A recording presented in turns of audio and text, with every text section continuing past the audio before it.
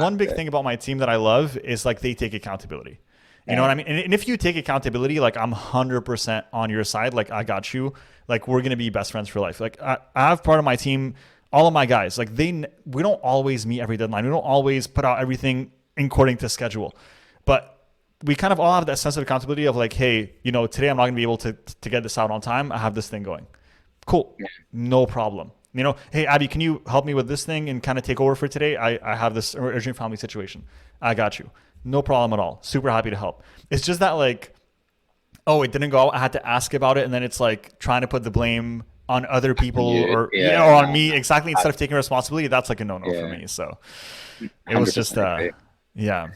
I think accountability is so important. Like they underestimate that. People underestimate that. It's not about doing the work perfectly. It's about taking accountability for it. That's all.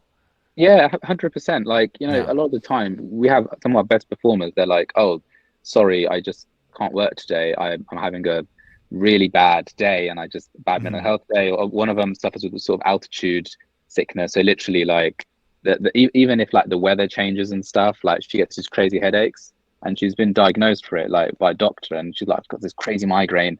I'm like, look, they're so good every other day and they're so honest and they're so accountable. Then you say, fine, just take the day, rest, come back tomorrow when you're 100%. Because that's how I would want to be treated if I was working with someone where, and you get people that take the mick with that. They kind of say, I had a guy ages ago who said, oh, sorry, I can't come into work. My dad got hit by a car. And I was like, that's terrible. Go to the hospital. Don't worry about it. We gave the work to someone else and they finished it. Fast forward like 3-4 months and he's like, can't come into work. My dad got hit by a car. And I'm like, again? And then he pauses and he panics and he's like, no, my granddad.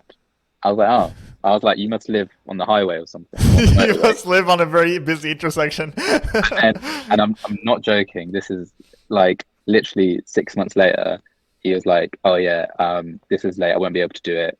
My dad got hit by a car. I was like, look, your dad did not get hit by a car. There's no way. I was like, at first I was like, I felt really bad for him. I was like, you know what, that's serious. And then I was like, you know what, there's two things. That firstly, that's poor excuse. Secondly, though, that's really sinister because I was like, you used that as an excuse. Yeah, that is pretty messed up. I was like, that's screwed up, man. I was like, you know what, I'm kind of scared of you, man. Like, just get out. 100%. Yeah, so those things do happen. SubhanAllah, like they do happen. Hopefully people listening, and if they recognize some of that behavior, they'll be like, okay, cool, let me look for that and make sure that I avoid it.